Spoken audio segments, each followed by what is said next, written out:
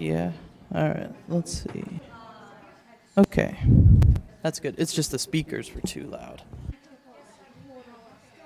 I know, you probably packed out boxes from last year and like you were all. No, I don't eat all the stuff last year. Did you? I did. Did you get like that left again? Yeah. Like, because you get different ears. But it was pretty much the same stuff. It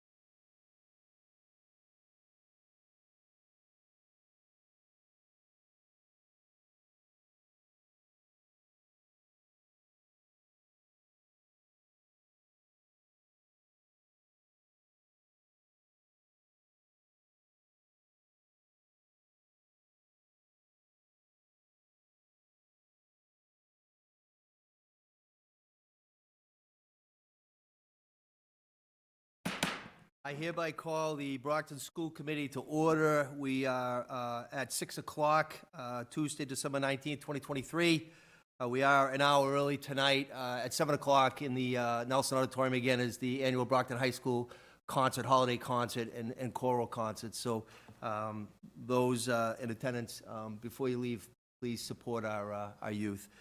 George M. Romm Little Theater, 470 Forest Ave, Brockton, Mass. 02301. At this time, I need to read the following into the record, please. Welcome to a meeting of the Brockton School Committee. This is the agenda that will be discussed this evening. Please note that hearing of visitors is included. If you have a statement or question, please give your name to the secretary. Mrs. Campbell has given us the list. In addition to attending, the public can view this meeting via television on Comcast Channel 8 and also the 1071 HD version, and online via the following link, which is www.youtube.com/TheBrocktonChannels. We do have one school committee member, Mr. Tim Sullivan, calling in tonight, which is still allowed under the standards set by the Commonwealth. So I will need to establish a quorum by a roll call vote. Mrs. Sullivan? Yeah. Mr. Homer? Here. Vice Chair? Here. Mrs. Rivas-Mendez? Here. Mr. Rodriguez? Here. Ms. Azak? Here. Mr. Sullivan? Here. And I'm here as well. We have established a quorum. I'd ask us to please stand and salute our American flag at this time. I pledge allegiance to the flag of the United States of America and to the republic for which it stands, one nation, under God, indivisible, with liberty and justice for all. Again, we have just done agenda number 1, calling meeting to order, establish a quorum, flag salute. Number 2 is hearing of visitors, and again, we do have one individual that's signed in. Ms. Faith Tolbound, please.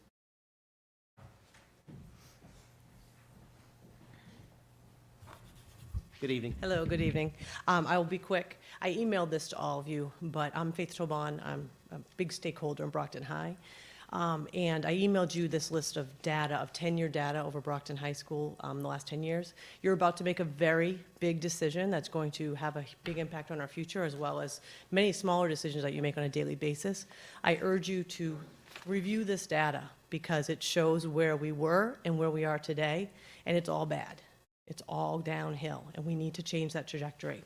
So I'm going to leave those copies here for anybody who would want one. They're all DESE data. Every bit of this came from the DESE website. It's public. The second thing I just want to say while I'm here briefly is we implore you to help us with the cell phones, because we went from almost having a real cell phone policy to having a fake cell phone policy to now having no cell phone policy. So as you can imagine, cell phone use in the classroom is huge right now and incredibly problematic. So we implore you to help us out somehow. That's it. Thank you. We will now go on to the report of Superintendent of Schools, Acting Superintendent Dr. James Cobbs.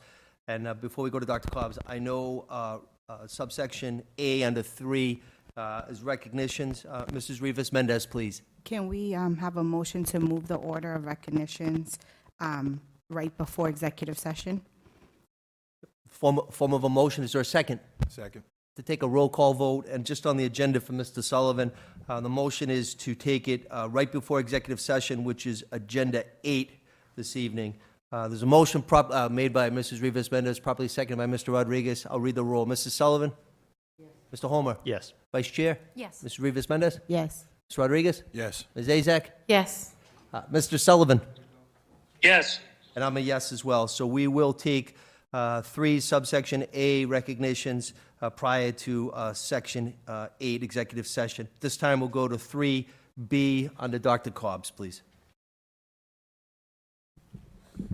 Thank you, Mayor. The next article will be the Teaching and Learning Chapter 22 presentation by Attorney Paige Tobin. So there's a presentation. Thank you.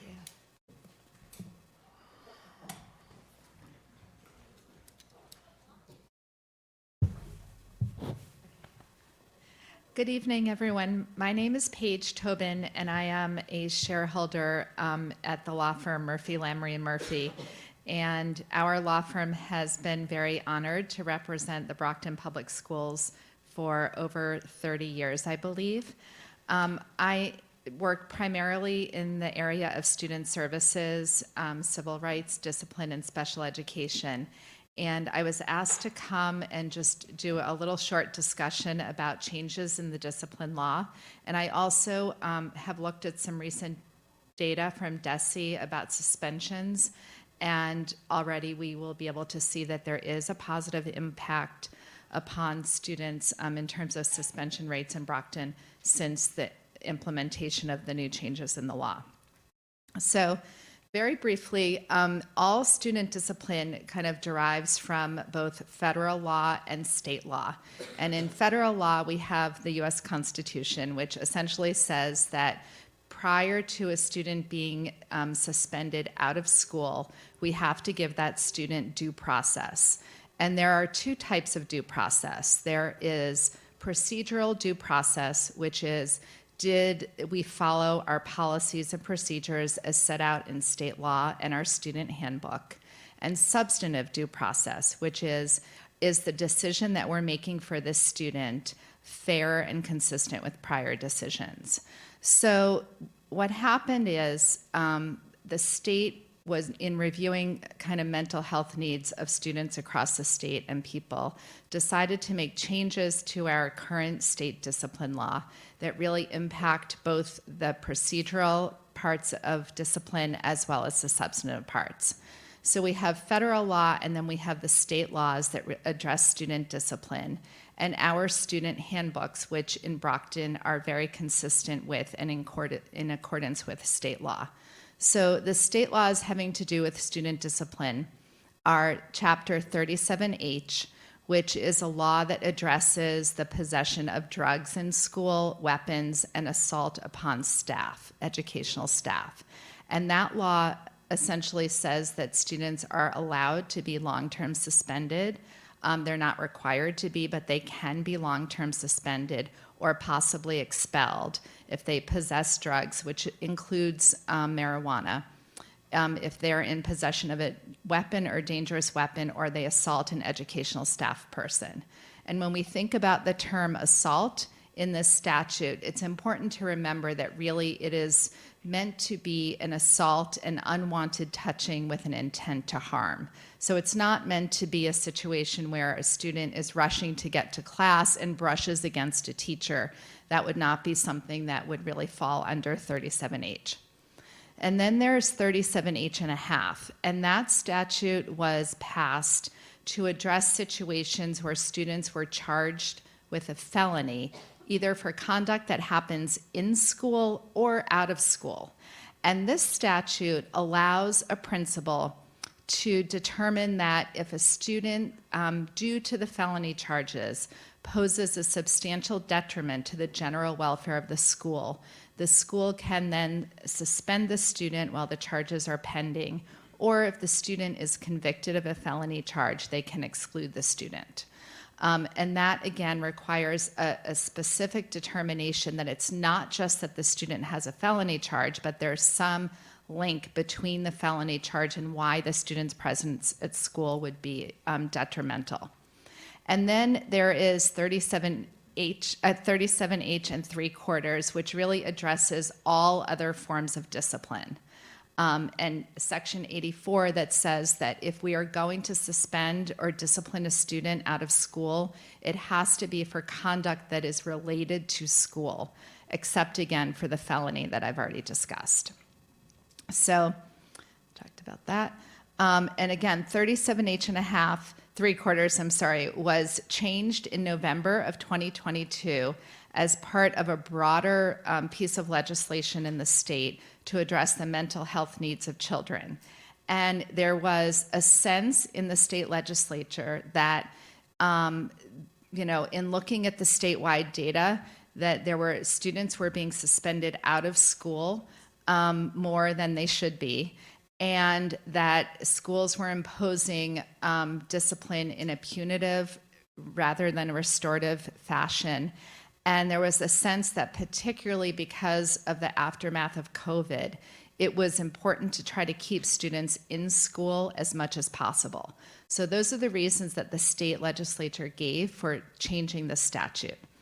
And so the statute became effective on November 8th, 2022, and it has very specific changes that require schools to focus not so much on discipline and suspensions out of school, but to focus more on re-engaging students in the learning environment, restorative justice, and having schools document if they're going to suspend a student out of school, what are the substantive reasons and what else has the school tried before they've issued an out-of-school suspension.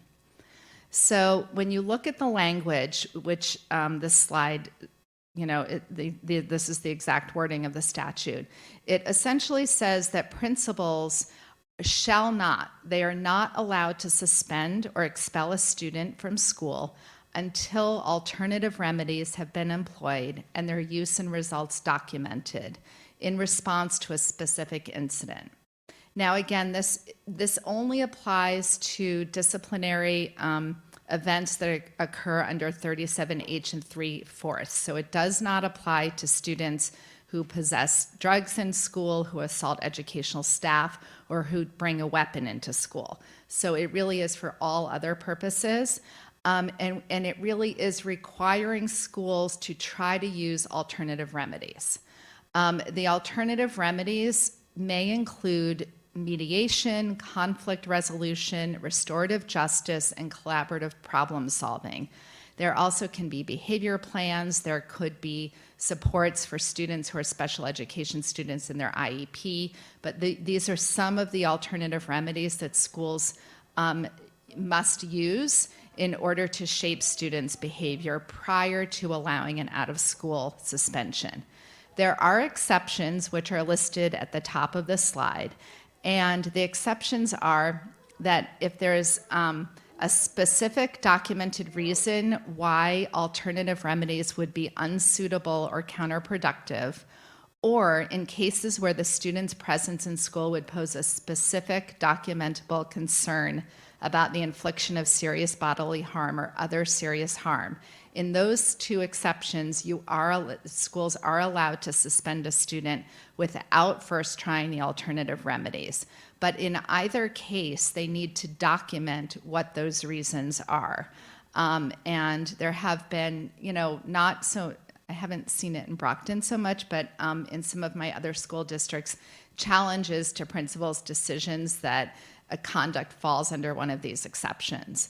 So at the beginning, in November of last year, what we did is we revised our due process notices that principals will give to students when they are deciding whether to issue an out-of-school suspension. And they will, again, either say in the letter exactly what the alternative remedies are that they've used, or if it falls under an exception, they will document what the exception is. And the purpose of that is to allow the student and the parent to have notice of what the student did wrong very, very clearly, notice of what the alternative remedies are that have been used, and an opportunity, again, to come in for a hearing and be able to tell their side of the story. In addition, there is a requirement that this, again, be all documented. And there is a requirement that the principal of each school shall implement school or district-wide models to re-engage students in the learning process. And the models must include, but could also include others, positive behavioral interventions and supports, trauma-sensitive learning models, and other kind of district-wide models. In other words, there is now an affirmative requirement that principals implement those models in each school building in order to help shape the behavior of students and to allow the alternative remedies to be used and really to be used appropriately. And when I was kind of preparing this, I did look at data that was reported to DESE.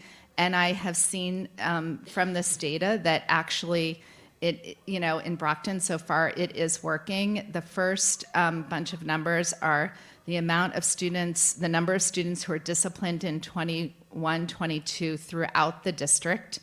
And you can see that the numbers have gone down. And in-school suspension numbers have increased, and out-of-school suspension numbers have decreased. And that is also true with Brockton High School, where in-school suspension numbers have increased and out-of-school suspension numbers have really drastically decreased, which means that the schools are really using and implementing the changes to this law to try to keep kids in school.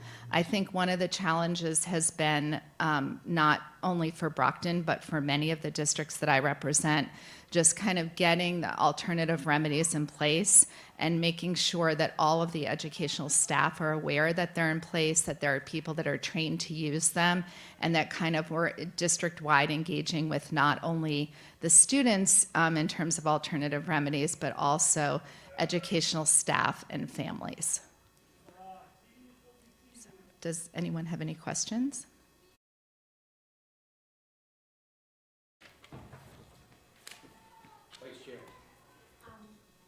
Thank you very much. I appreciate that. I do have a question. Where the numbers have fluctuated and it looks as if we have done a better job, could also the same mindset be said that we are not, that we're, how do I put this? That we're being lazy and we're not processing and putting all of the documentation in place, and therefore we have students that are in the classrooms, in the hallways that actually shouldn't be here? I mean, I can't speak to that data, so I can tell you what the data is. I know, again, the purpose of the statute was to limit the out-of-school suspensions.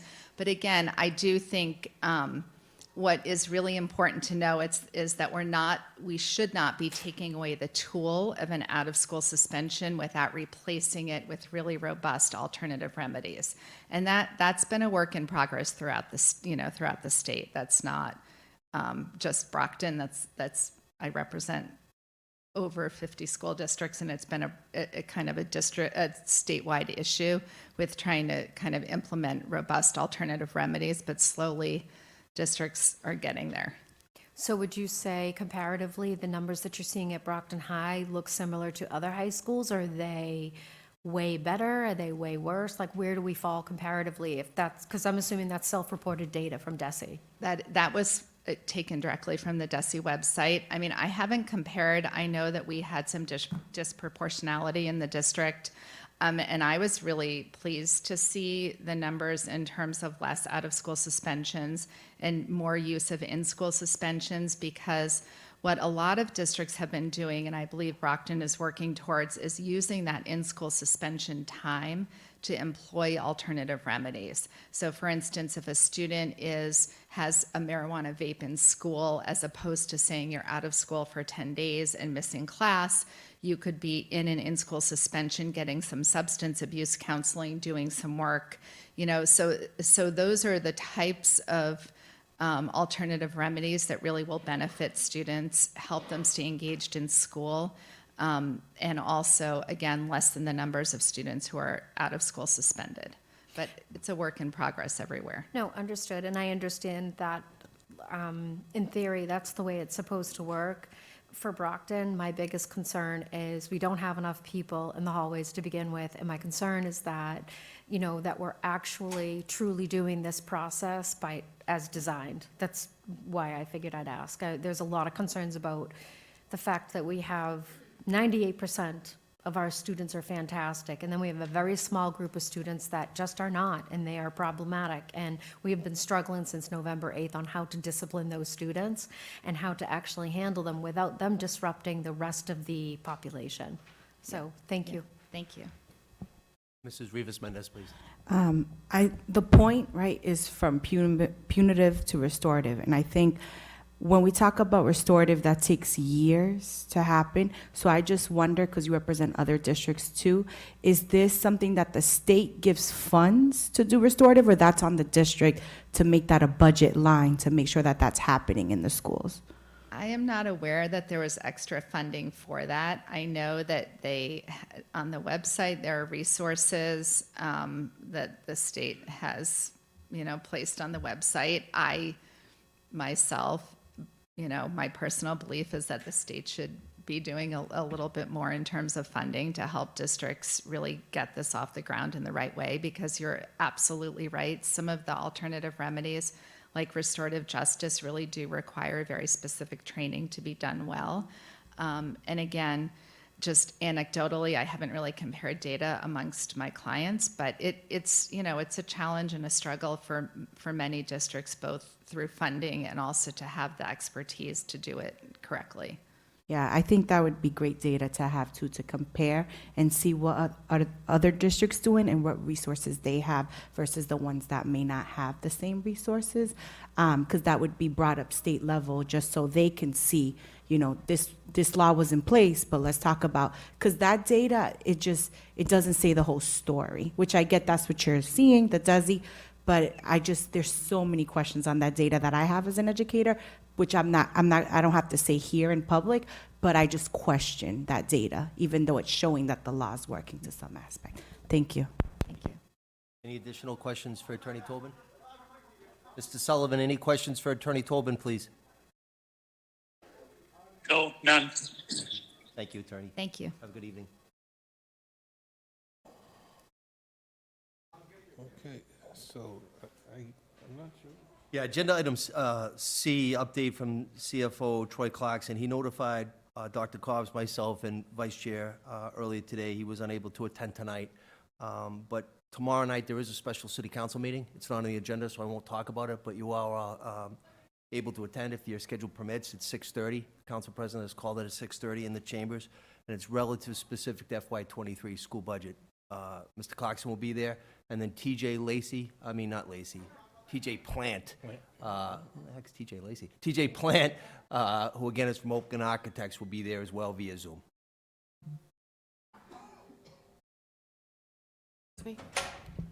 Are we able to attend if we have a quorum and it wasn't posted? You are able to. I cleared that with Sarah Spotterfoot today. Okay. Because you are not expected to speak at that. It's a city council meeting. Okay. So you can definitely be there, much like for the budget. Perfect. Thank you. Thank you. Sure. Ms. Azek, I just wanted to let you know that I sent an email earlier today, but yours wasn't forwarded. It came back and it looked as if it wasn't forwarded, so I wanted you to know that I didn't forget you, just so that you know. Sorry about that. Doctor, are there any items to refer to subcommittee? Not at this time.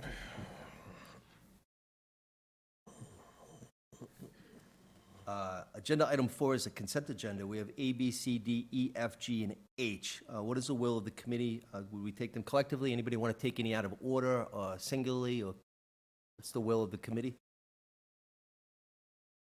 Is there a second on that? Second, from A through H? A through H. So motion made, again, Mr. Sullivan's calling in, so we'll have to do a roll call. There's a motion made to take A, B, C, D, E, F, G, and H collectively. It was made by Mr. Sullivan, properly seconded by the Vice Chair. I will call the roll right now relative to taking those collectively. Mr. Sullivan? Yes. Mr. Homer? Yes.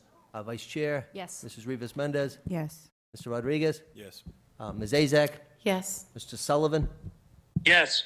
And I'm a yes as well. Before we go on to the next agenda, let me just read those into the record if I could. A is the approval of November 15, 2023 Audit Firm Selection Advisory Committee meeting minutes. B, approval of November 14, 2023 Regular School Committee meeting minutes. C is the approval of October 17, 2023 Regular School Committee meeting minutes. D is the approval of October 3, 2023 Regular School Committee meeting minutes. E is the approval of the Ashley Cardoso Memorial Scholarship. F is the approval of 2023-2024 home education request. G is the request for reauthorization to submit proposal and expenditure of funds relative to FY 2024 federal farm to school grant in the amount of $100,000 even. H is the acceptance of human resources notification, which are appointments, certified personnel, appointments non-certified, and then finally personnel actions, which are leaves of absences, resignations, and retirements.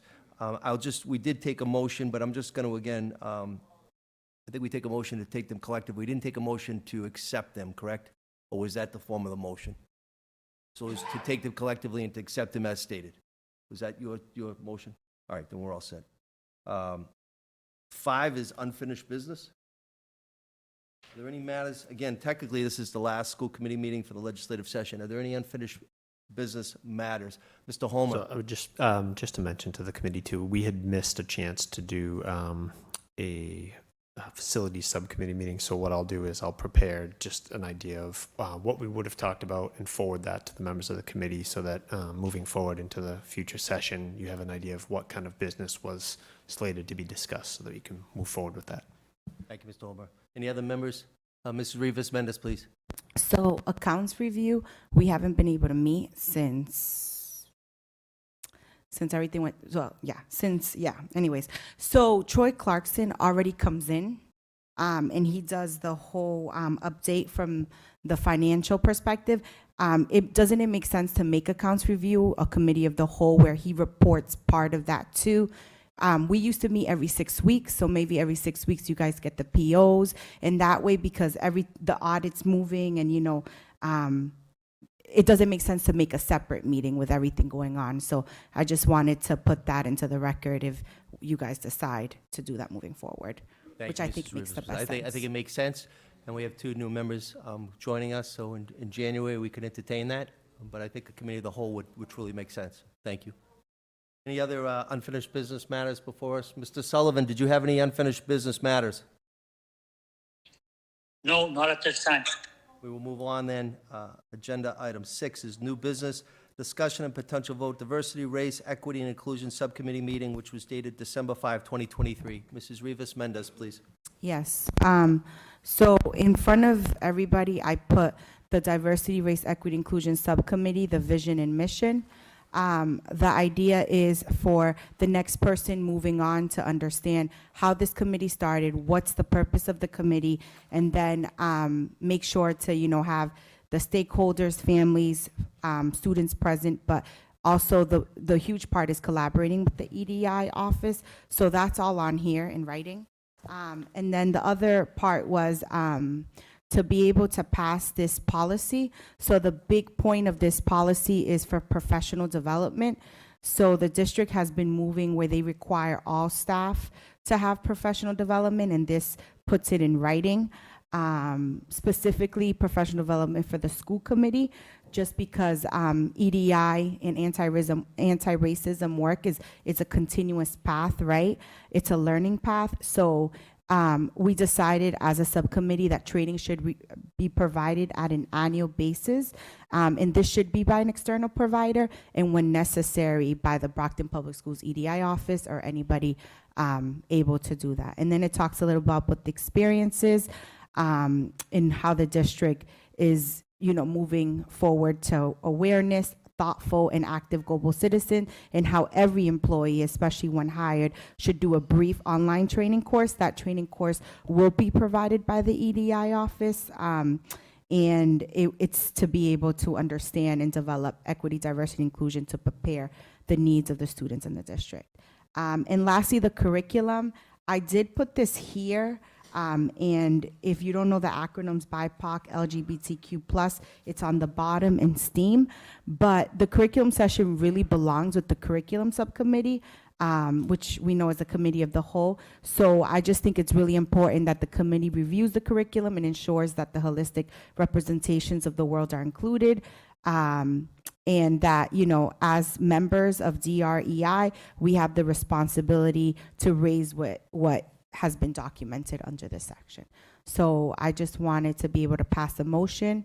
If there are no questions, this policy, equity, diversity, inclusion, and anti-racism. So form of a motion, but is that on the motion? Mrs. Sullivan, is that on the I motion? just had questions. Oh, okay. Okay, so is this a policy, Cynthia? So this one, the equity, diversity, inclusion, anti-racism is, and then this one, the diversity, race, equity, inclusion subcommittee, just talks about the subcommittee, why was it built, and what's the vision and mission of it. So then the next person take it on. New policy has to go through a policy adoption process? So that. BGB in our policy manual? So we, in the DREI, we were able to skip that step and just bring it straight to the committee of the whole, because this policy is a committee of the whole, and this is already a committee Because of we the didn't whole. even have a discussion or anything. There's informational item is number 1, discussion item is number 2, and action item is number 3 in our policy manual, BGB, policy adoption. So in order to adopt a policy, we have to go through this policy adoption process. Mr. Rodriguez, please. This collective body has the authority to suspend those rules and move any policy to in place. So I think that this was duly vetted out through our legal counsel, and I want to commend Mrs. Rivas for working on this very hard. And I'd like to put also a motion on the floor that we adopt this policy effective today. I think there was already a motion, Tony. Yeah. All right. But there was no second to Cynthia's motion. Second on the motion. Okay, but before we do that, I think you should, oh, I'm sorry, go ahead. I think before you second the motion, you might want to revoke your motion so you could make a motion to act under the suspension collectively instead of going through and waive that process. I think that would be, do that first. So, but I'm not telling you what to do, but that would be the procedural way. Vice Chair. I don't think we actually have to do that. I think that we went through the correct process because the first step is discussion. Ms. Sullivan? No, the first step is informational, it has to be distributed with the agenda. Okay, and then, The second is the discussion item, reading of the proposed policy or policies, response from superintendent, report from the advisory committee assigned responsibility in the area, discussion and directions for any redrafting. And 3 is the action item, discussion, adoption, or rejection. So Okay. we didn't do any of that. Well, we So we're did- completely putting the policy, throwing it away, and just, I don't know, I don't think we can do that. I thought, and I could be wrong, that when we first talked about this about 6 months ago, that was when we spoke about it. And then the discussion piece is what I thought was within the DREI meeting, when, as a subcommittee, I thought that was the discussion piece. And now we roll that up to the committee of the whole for continued discussion and to decide whether we have to vote. Am I incorrect? And I also the concur with that. Committee TREI never subcommittee discussed it. was also recorded. It was recorded and it's public and it's live and it's up on the YouTube. So because it's recorded too, it was discussed among the subcommittee and it was recorded, which is our responsibility to make sure that we tap into the subcommittees we're not into. But I think this is also part of that discussion, for us to talk about it as a committee of the whole, to say yay or nay. And then, I mean, I guess I just want to make sure that I'm not, that if I'm wrong, I'm totally wrong. But I was thinking that the first part of the discussion happened in the subcommittee meeting, and then the remainder of the discussion comes to the committee of the whole. Am I incorrect? Mr. Mayor, sorry. We don't have Attorney Spotted here today, but I could tell you that this is the committee of the whole. So we do have the ability, since this is the last lawful legislative session, to take a vote on this tonight. I just asked Dr. Cobbs in his capacity as superintendent, does he have any objections at all? He supports this fully. I support this fully. But before we take a vote, there is a motion on the floor, but on the motion, are there any questions relative to what Mrs. Rivas Mendez has just articulated or written down? And it's actually in red line and blue line, so that's helpful. Any members? The only thing is, we do have a training Renee does a training on election day every year for the whole staff. Yeah, so that one, the ACT conference, I don't want to speak to Renee. She could definitely present more on that. But that's more of like professional development towards the district, making sure everybody. This one specifically is making sure the training course is happening, especially when someone's just freshly hired. Is coming into Brockton, who knows where they're coming from.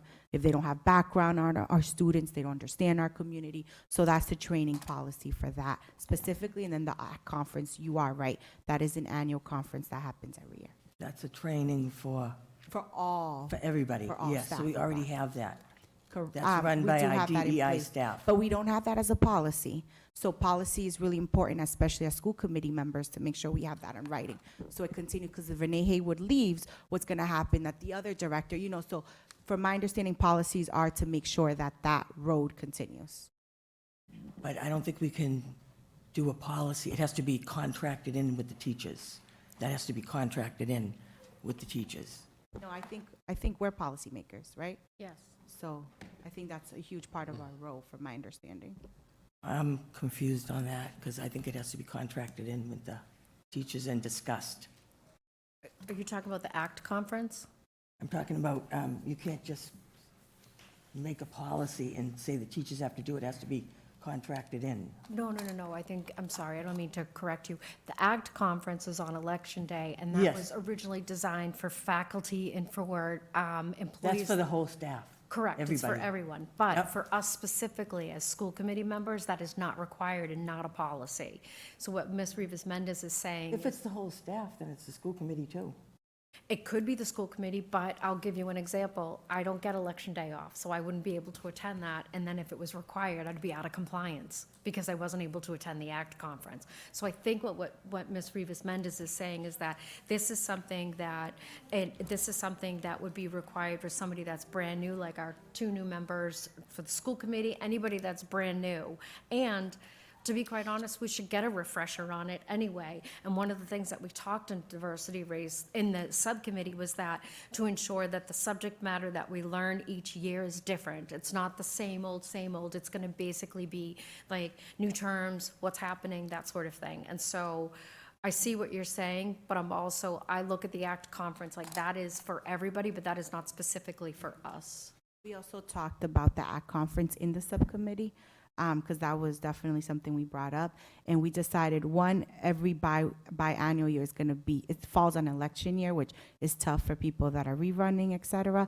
But also because it's a vulnerable place, as you have known in training. So also it's important that you can attend the ACT conference. You can sign up as an option. But I also think the trainings that Manuel and Amina Pilgrim has given is specifically for decision-making policies, processes, so then it would just be, if we do something in ACT conference, who does that apply to? And you're gonna be in a space with others. But that's just what was talked about in the But DRI. also on the training that Ms. Pilgrim does and Mr. Fernandez does, those people were hired before we had a DEI office. We have our own staff now that can do any kind of trainings that we need. Yeah, but usually So this we don't training. need to hire outside people, okay, because that was before we had our own office. Yeah. And now we have our own people that we're paying. So So if you with look the at the- budget deficit Just and point of everything. information, if I could, on the city side, we have Amir Phillips, who's our DEI on the city side, but we do have training beyond Emir, right? We bring in consultants and experts, subject matter experts, so it would be very similar in scope. So, I mean, I respectfully think that, this is a healthy conversation, but, I'm going to support this. So there is a motion on the floor. I don't want to stifle anybody. Do you have further questions on this, Mrs. Sullivan, before I get to you, Mr. Homer? Well, I just don't think that the policy adoption process was followed. So Okay. our school committee members made up this policy, and we're not following it. So that concerns me. Mr. Homer, I'll recognize you at this time, please. So just following up on, in the draft of the file for this, for the experiences piece, the only question I had, just to echo what Mrs. Ayers was just mentioning in terms of, in the red lines, it talks about the employees complete the brief online training course on the first report day to begin the year with professional development. Is that, the only thing I would ask is just sort of like, in the instance like Ms. Ayers mentions, like, is that prescribing that the professional development activity that the school offers every year on the first day, that would entail this kind of, it would entail, the equity, diversity, inclusion, and anti-racism training would take place on that day. So it's not asking to add it's not adding any additional training or anything that the teachers don't always do. It's just kind of setting the tone that moving forward, that would be the topic that would be addressed on the first day, if I understand this correctly, right? Yeah. Okay, yeah, that's, I'm reading from paragraph B, from the end of paragraph B in the red line. So it doesn't look like this isn't asking for any additional stuff. It's not asking for anything that would cost any more. It doesn't seem like there would be any change to prescribed professional development that anybody undergoes anyway. It's just the matter of, like you mentioned too, like, pardon me for forgetting your words, but just setting it in policy and in tone, like for future committees and future members, just to understand that would be setting the tone. Okay, thank you. Thank you, Mr. Homer. I'll come back to you in 1 second, Mrs. Sullivan. Ms. Azek, you hadn't asked that? It was just more of a statement. So thank you, Mrs. Rivas Mendez. A lot of our subcommittees, it's a guessing game as to what the purpose of some of these committees and what our roles are. So thank you for breaking this down. clarifying some of the information on here. So I just wanted to say thank you, because this does help moving forward, whoever takes that over, because you've chaired that for a couple of years now. So the new chair, at least they'll have a guideline to follow. So thank you. Mr. Sullivan, did you have any questions on this matter? No, not at this time. Thank you, Mr. Sullivan. We'll go back to you, Mrs. Sullivan, please. Okay, it also says in the BGB, this date will ensure that affected persons have an opportunity to become familiar with the requirements of the new policy prior to its implementation, and I was just handed this tonight, and I have not got to read it. So I would need to be familiar with what she even gave us. So I can't vote on it tonight. I haven't even had a chance to read these 3 pages. Thank you. This is really the only matter that's before us, correct? The other one was more of a summarization cheat sheet for the next person, yes. correct? Not cheat sheet, but a good summarization. I just had a question relative to the verbiage, online training, and I'm sorry, I don't know the answer on this.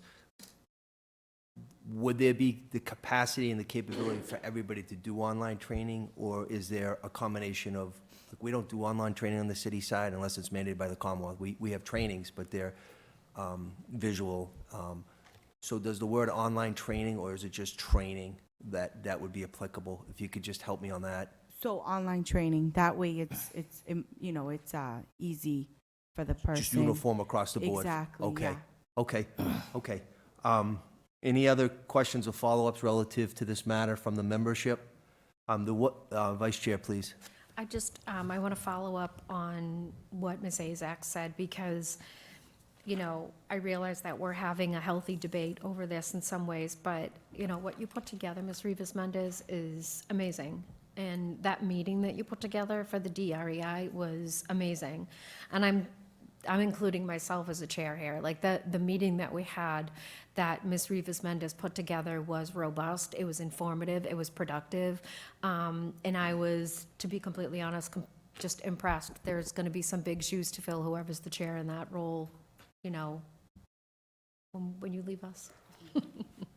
So I just wanted to say, I do support this, because I think that we need a refresher biannually. I think, to Ms. Rivas-Mendez's point, that, we have to go forward and, draw a line in the sand. And if we don't create policy, that's not going to happen. And, I know nobody wants to talk about this, but that's exactly why we've had some of the challenges we've had this past year, because policy was not made. And therefore, things get really messy. And so I think that this is a good idea, to draw a line in the sand and say, at the very least, we should expect this out of every new member in the school committee.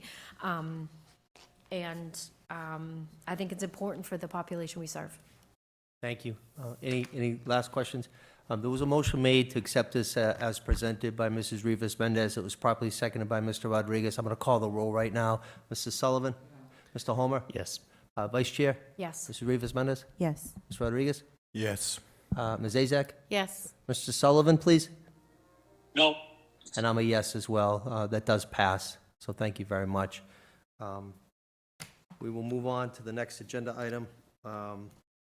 Again, agenda item, and we're doing okay on timing for the content. Agenda item 7 is the announcements. Are there any announcements before us tonight? Ms. Azak, please. Sorry, I just wanted to take a moment to thank everyone. So we did, we finished the coat drive. So Cradles to Crayons did get us the coats. So we finished our coat drive, and for those that we weren't able to fill, there was a handful. I emailed the families, either we didn't have the sizes or the requests were just really incomplete, and it was hard to figure out what they were looking for.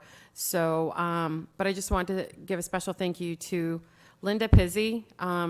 She's attended a lot of our meetings, and she's a parent, and she was there with me almost every single time. So she's a trooper, and special thank you to her. And then Felicia Chalmers and her son Izzy and her son Jose as well really helped us out. And Jose and Izzy actually work with, for Brockton Public Schools. So it's wonderful to see our former students working at the schools in the cafeteria. And then we have the Isabel, so Remax Synergy came out, my Remax family. Thank you to Isabel Fernandez and her team, Louis Martins, at Remax Synergy and Olivero Lopes at Remax Synergy.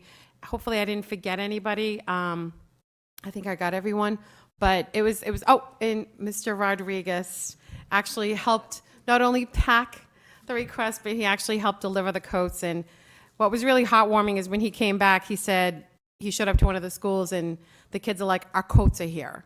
And they were all excited. So it makes it worth it, all the time that's put into it. There's a lot of behind the scenes, and it's very time consuming, but well worth it.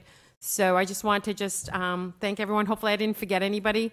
And thank you to our facilities department, Ken Thompson, Dr. Cobbs, helping us out, and John Maria and our facilities team. They're amazing, and I can always rely on them to help us out. And then thank you to all the staff that came out to pick up the coats. Everyone was so excited to get them and get them back to the schools. So hopefully, if there's a request here and there, I'll do my best after the holiday, but I just want to give a special thank you, and thank you to Cradles to Crayons we had over 2,000 coats that went out to our students. So it's pretty amazing. So positive things, that's definitely a positive that's happening in our community. But thanks, everybody. Mrs. Rivas Mendez, please. I wanted to say something in new business, but we jumped real quick to announcements. Sure. Can I go back Sure. to new business? No, I'm sorry, nobody objects to that, correct? Okay, sure. Okay, thanks. So the reason why I want to bring up new business is we had talked about way back in January in the organizational meeting where Mayor Sullivan, you had brought up a great point about why we should move forward, and like the city council has a president every new year, do something similar in the school committee side. Have vice chair every new year, elect a different vice chair. And I think part of your rationale, from my understanding, correct me if I'm wrong, was because we had a vice chair for 14 plus years one time, and just being able to give that development and leadership role to others on the board to be able to serve. Of course, others that, understand like what it is to be on the school committee as well. So I was wondering if we could make a motion to move that forward as a vote that you brought up in January to have vice chair every year. Yeah, we couldn't do that, quite honestly, because it's not on the agenda, and there'll be two new members that will be sworn in on January 1st, which was 2 weeks from yesterday. So those two new members will comprise the body, and the body will take a vote under the charter for the reorganization, which will be the first official meeting. Typically, it is the first Tuesday. I believe Attorney Spotterford and the solicitor are going to tell us it needs to be Wednesday, because I think if you look at the actual verbiage, it says it needs to be Wednesday, not Tuesday. So I respectfully, I hear what you're saying, but we would not be able to take that because that occurs with the new legislative session coming in on January 1. Okay, thank you. Mrs. Sullivan, please. Just in relation to that, just because, that was said, the city council vets out the person that they assign as their chair. They talk about it beforehand, and they kind of decide as a group if that person is someone that they want for the chair. So with them, it works a different person every year. But that doesn't have to work that way if they're not okay with the person that's being thrown up there for the vice chair or the chair. It would have to be vetted with the members, and the members would have to agree that that person was worthy to be the vice chair. That's a So great that comes point. into it also, Cynthia. So that's a great point, Ms. Sullivan. Yes. So maybe that should be a practice that we have, because since I've been I on the think it board, should the be. practice has been, I get a call, hey, can you vote for me? Yeah, And I that's not agree a with great you. practice. And then what happened in January, where we had a split vote, put us in a really hard situation. Yes. And didn't look great in public. Yep. So maybe that's something that we adopt. completely But that's agree what I with was you, asking Cynthia. Mr. Sullivan, Yep. because I'm not going to be here in January. So this was the opportunity Jared for won't me either. to Right. say what I need to say before, Nope, I close the chapter. So I just thought it was really important if that needs to be brought up in the agenda, et cetera. But from my observation, my experience, I do agree with you, Mayor Sullivan. It should probably be a vice chair every year, and and that way it gives opportunity for leadership and growth for everybody. Because the vice chair perspective is very different from the whole school committee perspective. So that's why I bring it up too. But everybody would have to agree that that person Oh, is and I think the worthy vetting out of being the process vice chair. is a great idea that you bring up, Ms. Sullivan. Thank you. You too. Ms. Rodriguez, please. Couple of points. I'm not sure if the council has that. You could probably answer that, Mr. Chairman. Is that a policy on the council side there? So it's not a policy, so they could No, I pick mean, the same person every year? I served in 14 years on the city council, 5 years out of the 14 as the council president, elected by the peers. The only time I served back-to-back was the passing of Bill Carpenter, when Moses became the acting mayor and I became again the council president. Okay. Typically, again, there's 11 members as opposed to 7, but there is no written policy about that. City of Boston, they do it all the time, year, same person. But Boston's Boston, Brockton's Brockton. Yeah, but you know, with this body, I understand what Mrs. Rivas is trying to state is, you know, obviously what happened. But we can suspend the rules and take that action up tonight because we are policymakers, as same as that we did with the EDI office. Just a point of information. When it comes to the vice chair, I've actually done some research and it's actually documented. You as the chairman of the committee, as an ex officio, you have voting rights. But you can go back, I went back till 2010. No sitting mayor has ever voted for the vice chair of the Brockton School Committee. You were the first. And then you were also the first that actually put us into a tie. I would respectfully ask you in public that you let this collective body select who the vice chair is. But you can exercise your right because I know it's going to go into a tie. And again, I'm going to call it out, but I did reach out to the Attorney General's office and to Mass to actually have them come and speak on that measure as well. But I also know that for the last 4 years, and I'll be going into my 5th year, thanks to the voters, I have voted because I think it's an important thing to do. I can't speak to the 2 new members who they're committing to or who they're going to consider, but we do have 2 new members. So we will see after everybody's sworn in on January 1st.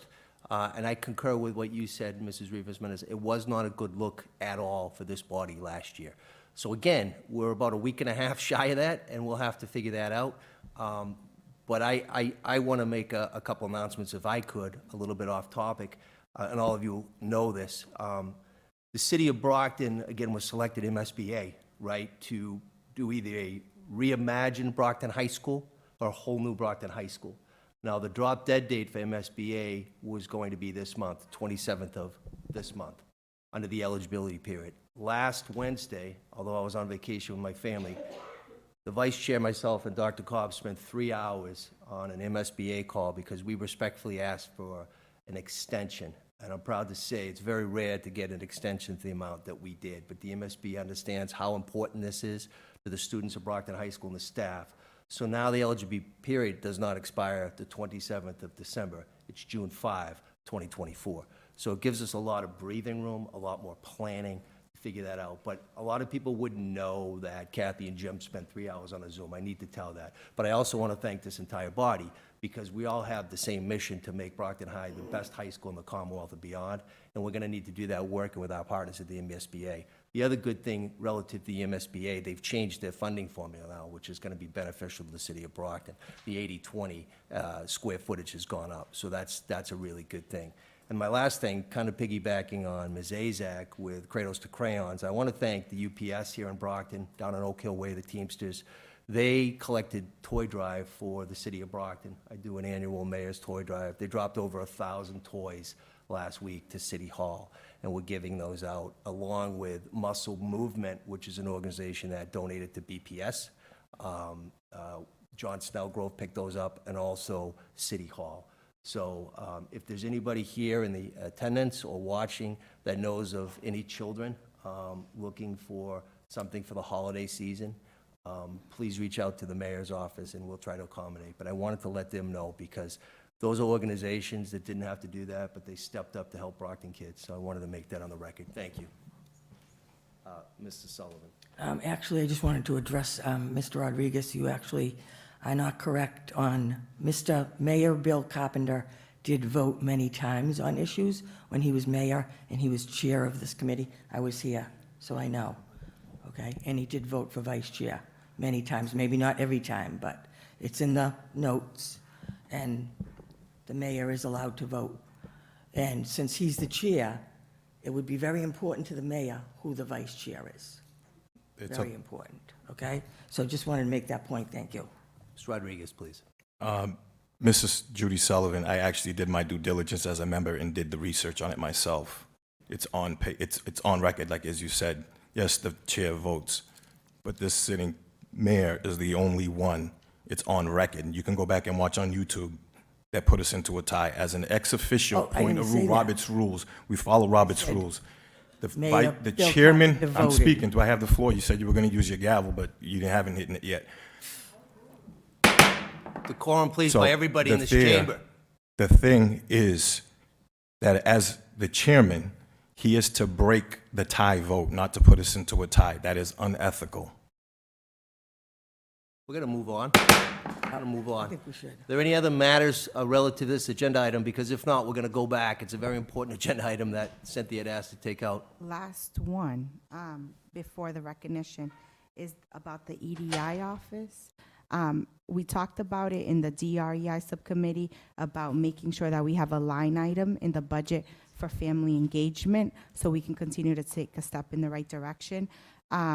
I'll send to Melinda to make sure to send everybody, but there's just a sampling of districts that focus on equity and the structure that they have. From my experience, when we brought the EDI office, we talked a lot about a certain structure and giving autonomy to the person that was going to lead that office and things because other priorities have happened. I think it would be helpful to look at how we can support building capacity in the EDI office, including family engagement. Right now, family engagement is tied to the multi-language learners. It should probably both. And we already mentioned that we need to include, again, what I said earlier in the Lyme item on family engagement, just to continue to move forward to that right direction. And because a lot of resources are used in that particular item. And just a point of information, as I mentioned, Mr. Amir Phillips on the city side and Ms. Renee Hayward on the school side, they work together quite a bit. A lot of people wouldn't know that. There's no silos. They work together with a synergy, so just wanted everybody to know that. Mr. Sullivan, since you're not here, did you have any comments or questions this time? No, thank you. So we will go back to agenda item 3A at this time. There's a Mr. motion. Chair, I have just one announcement. Tomorrow, our middle school students will be participating in Discovering Justice with the mock trials. I'm not sure if anybody is going to participate. Just a point of reference that last year NBC News did a big story on them, and hopefully, I'm not sure. I forward the emails to some of you guys. I don't know who's going to participate. I didn't get the email. Yeah, so I'll be one of the Thank you. jurors. So. Thank you. Where's the location? Brockton District Court. It's at the So district court. It's at the Oh, district good. court. So, Oh, but good. you're going to be in front of the council, so good luck with that. I thought you were going to be there with me. Well, it's all about the kids. We will, again, this is, all of us are elected the same way, and we don't always agree, but we have the eyes on the prize for the boys and girls, the Brockton Public Schools, 17,000 of them. And I want to thank Dr. Cobbs. But there's two people here we're losing tonight, right? And Cynthia and Jared. And I know Jared and Cynthia care so much about BPS. And Kathy has been the vice chair this year.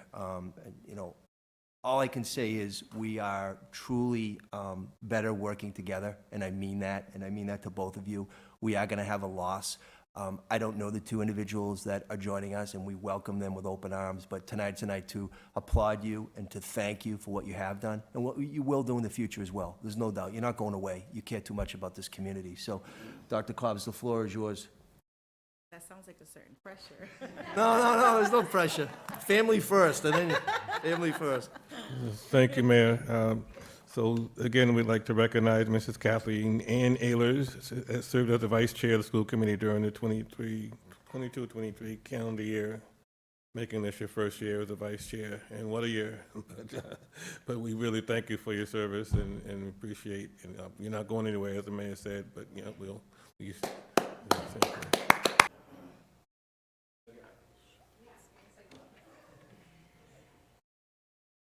Kathy, you can't keep that gavel with you, okay? I know, Only one gavel in this joint.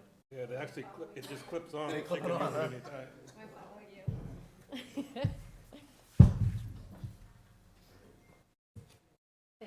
Thank you, Dr. Cobbs.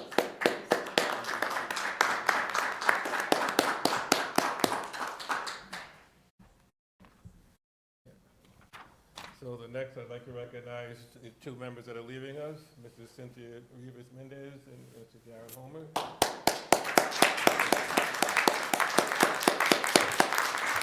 And quite a year, but we thank you for your service and appreciate your contribution. 20 to 2023, Mrs. Rivas Mendez, 2020 to 2023.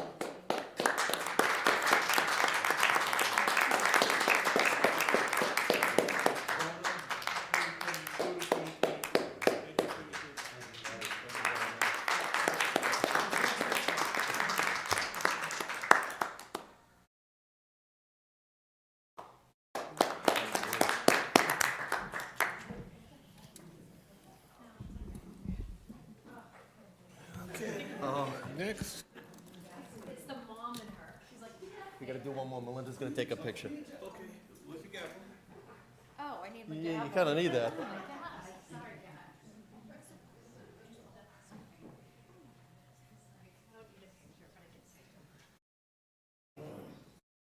I like that it clips on. You can take it. I know, right?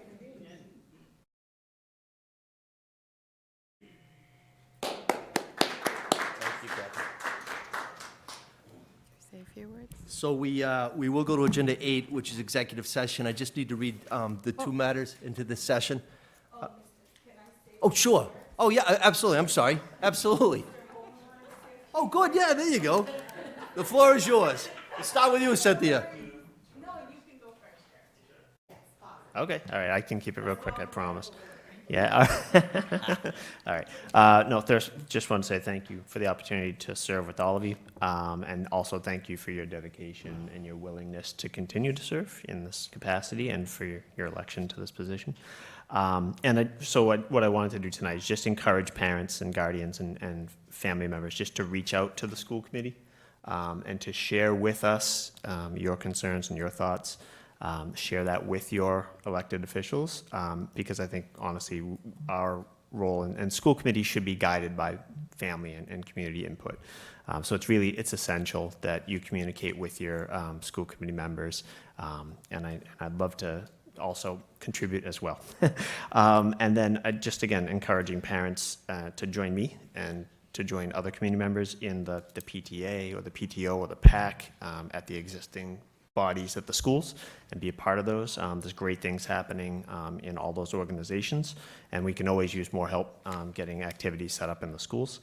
And then finally, my last point I just want to make is moving forward, just to please, as a district, we want to keep a common vision and a common theme and a common message. And I feel like sometimes we get sidetracked by financial topics and things that take over for a whole year, and we kind of lose sight of our focus on the kids.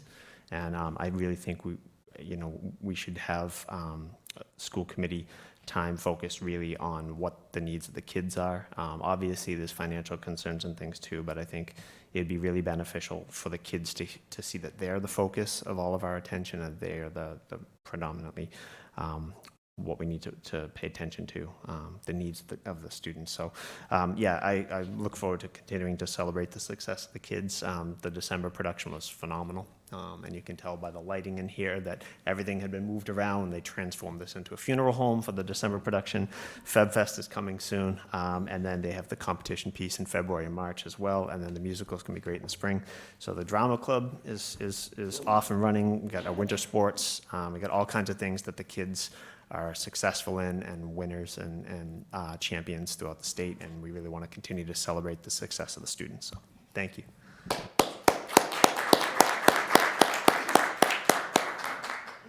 All right. So I was here for 4 years, so you guys are going to give me 7 to 10 minutes, okay? Because I got a whole speech. So be ready. All right. Sometime in late September, I sat down at my kitchen table across from my son Ezekiel. He is 5 and is learning his sight words. After a few minutes of practice, we come across the word see, S-E-E. said Ezekiel excitedly. He had read each letter out loud, just as he's learned to do to help with breaking down the letter sounds. In that exact moment, I was transported to a memory of when I learned about the use of the word see and what it means to see someone in a community in South Africa.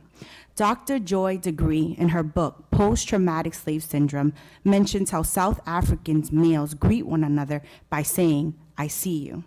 She speaks about the African tribe Maasai, where their traditional greeting is, "How are the children?"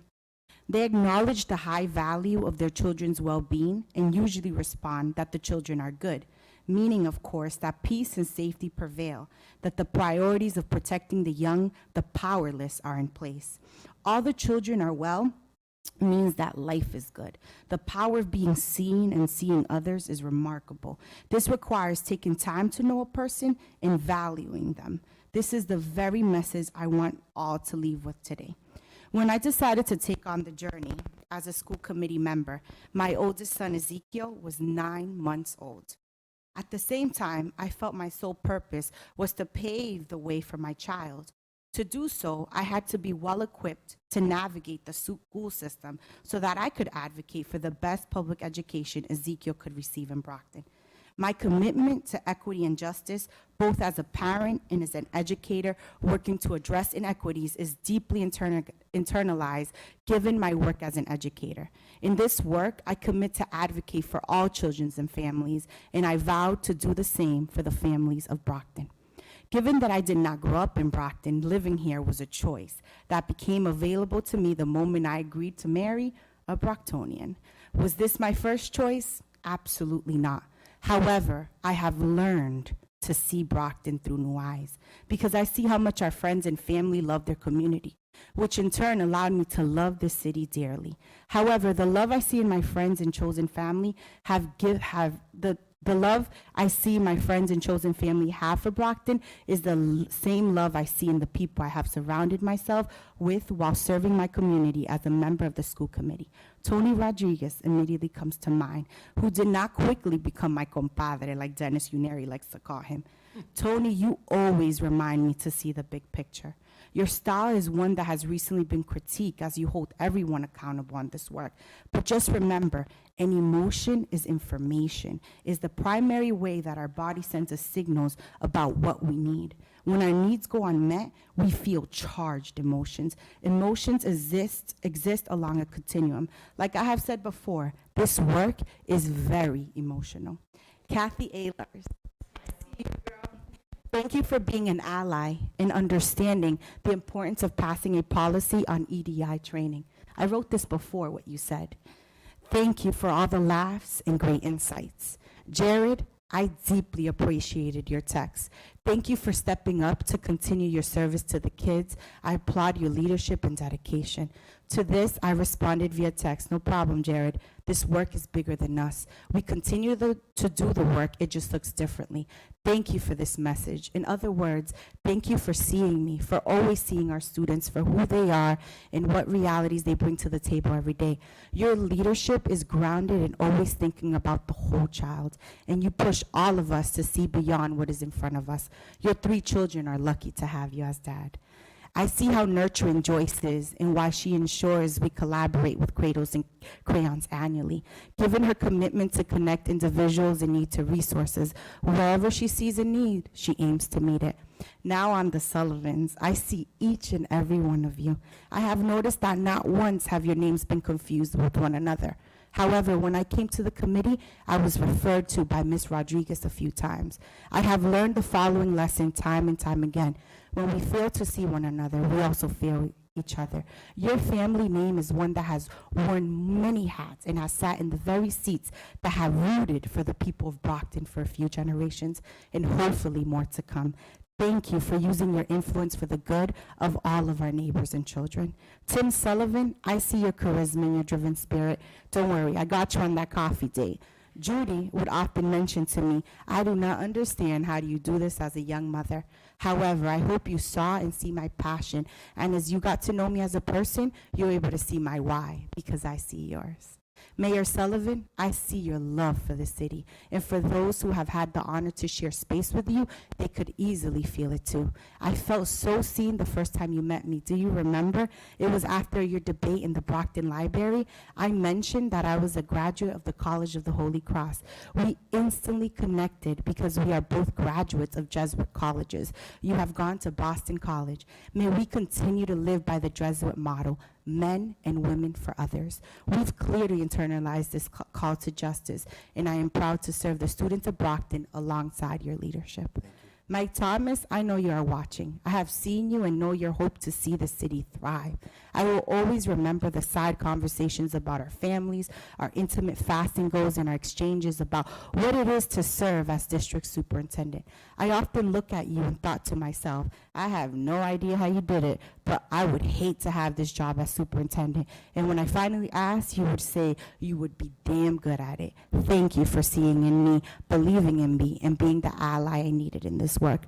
In this most recent campaign, taught me many lessons. It confirmed with a great and supportive husband I have who believes and can effectively care for my kids so I can fulfill my purpose and do the work I am passionate about.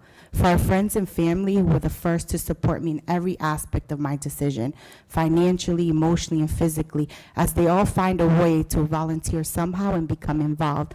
Part of my why is fulfilled because most or all of them voted and brought their kids to see them vote, and most watched the school committee and city council meetings. I will continuously praise the people who continue to see me throughout this journey. For all the members of the Brockton community, you know exactly who you are. Those who gave me words of encouragement and wisdom, who donated to my campaign, who attended my events, and those who voted for me. I owe you a huge thank you. Thank you, Richard Bath, for taking me under your wing when I was first elected. Lisa Plant for endorsing me. Keith Hayes, I will never forget the affirming nod of, I see you, kid, as you drove away from the poll location. Thank you. Most importantly, to the educators who know and see me, those who wave to me at any event as if we've known each other for a lifetime. I will never forget the words a teacher told me, I am your fangirl. These comments remind me of why we have to keep doing the work we do and how much seeing versions of you in positions of power matter. It gave me a sense that I was doing something right. It is an honor and a privilege to have been in this space for the past 4 years with so many intellectual, knowledgeable folks who work for this district. Shout out to Melinda, to Lisa, to Jim Cobbs, all the assistant superintendents, deputy superintendents, director, presidents of the unions, and all staff, many who bring so many different perspectives and experiences and want the best for our students. If you fully understood what I stood for, then you did not miss the message in this speech. However, I continue to believe that these systems were not built for us, and we must continue the fight by learning to best get involved, to vote, to advocate, and most importantly, build a coalition and create welcome and inviting spaces for all, and make sure our white allies are on that guest list because they are important in this work. I see you and know exactly who many of you are. Brockton is so special because of its diversity. Thank you for all the words of encouragement I have received. Let's continue to see another, to build community and coalition, because without it, we remain stagnant. When most people ask for our children, for our students, may we be able to say, the children are well.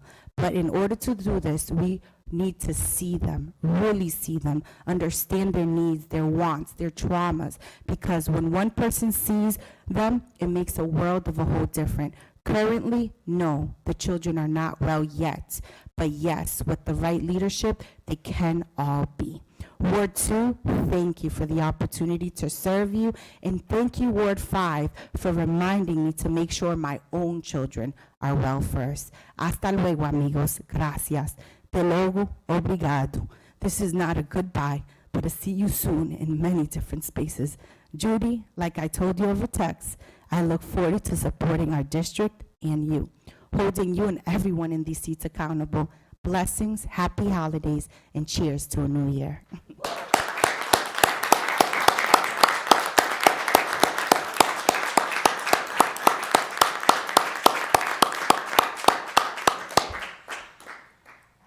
Mayor?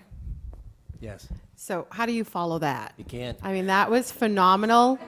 That was absolutely phenomenal. Well done, Mrs. Rivas Mendez. I just wanted to say, Mr. Homer, it's been a pleasure. The 2 years seeing you, seeing both members starting off in their first years and seeing what they brought. We all bring something to the table. We all have different backgrounds, and just seeing what everyone brings to the table. And again, we're not always going to agree on everything, but we're here to work together for the best for our students and for our community. So, Mr. Homer, it's been a pleasure the past couple of years working with you, and I look forward to seeing you. I'm sure you're still going to stay involved. Cynthia, it has been a pleasure seeing you grow from the first year and seeing what you brought to our committee, your voice, advocating, your knowledge. It's been a pleasure learning from you, and I see you, and I appreciate everything that you've taught me the past 4 years. And like I said, the knowledge, your educational background has brought so much to our committee, and I'm sure you're going to stay involved. And it's, again, I just wanted to just say thank you, and it was a pleasure working with you both, and I look forward to working with you guys in the future. Thank you. Any other questions or, comments at this time? Mr. Rodriguez, please. Thank you. Jared, it's been a pleasure. Sometimes, our conversations, like Cynthia said, look at the big picture, just step back and look and see, why is this happening? I know you're still going to be involved. South Junior High, Ward 3. Always going to pick up the phone to call you because, I always have your background in education. So I thank you. I applaud you. Ward 3 was well served, and the incoming member there, I know you're going to guide her as well and be a great mentor moving forward. Thank you very much. Cynthia, wow. You actually had me emotional. I know. Because I wear armor. It's because of my upbringing. I didn't have a lot of people to guide me. I had my parents. I never in a million years would think I would be sitting in the seat. From dealing with criminals to dealing with voting on important measures for our students in the city of Brockton. I can't even say that you were a colleague. You're like my second sister. Our conversations, you brought a lot to the table. This committee's gonna miss you. You're gonna leave a big void, a huge void. And I hope in 2 years you take that drive and shoot for that seat, because I will be harassing you. I know you got other plans, but I will be harassing you. Just like through the campaign. You were a major asset for everything that you educated me on and still continue to educate me on. Sometimes I just have to take that deep swallow. It's just like, and I go back and watch the meetings and I'm like, did I say that? Oh my God, like how did that come across? And Tony, did you see that? Like, how did you? I check myself. I try my best to correct it, but it's just black and white. What's right is right. And I applaud you and thank you for always staying on top of me as well. You're gonna be missed. Thank you.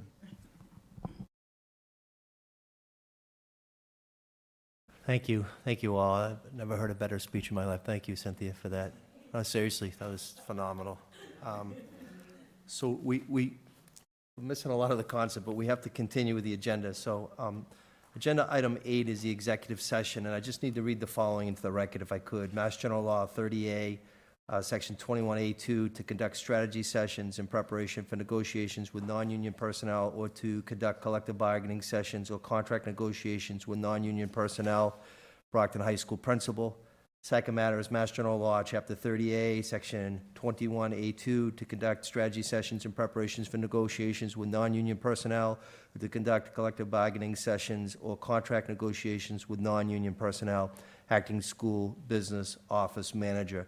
I need to get a motion to go into executive session. Motion to go into executive session. Second. Motion was made by Mrs. Sullivan, properly seconded by Mrs. Rivas Mendez. I need to call the roll at this time. Mrs. Sullivan? Yes. Mr. Homer? Yes. Vice Chair? Yes. Mrs. Rivas Mendez? Yes. Ms. Rodriguez? Yes. Ms. Azak? Yes. Mr. Sullivan? Yes. And I'm a yes as well. Just for those here in attendance, we will not be coming back into open session. Again, on behalf of the entire school committee, we wish all of you happy holidays. If you celebrate Christmas or Kwanzaa, we wish you all the best. This is the time to be with family and friends. And again, Happy New Year on behalf of the Brockton School Committee. Mr. Sullivan, you'll be calling in to executive session? Yes, I will. Okay, we will be going to executive session at this time. And thank you again to BCA and especially Thomas. Thank you.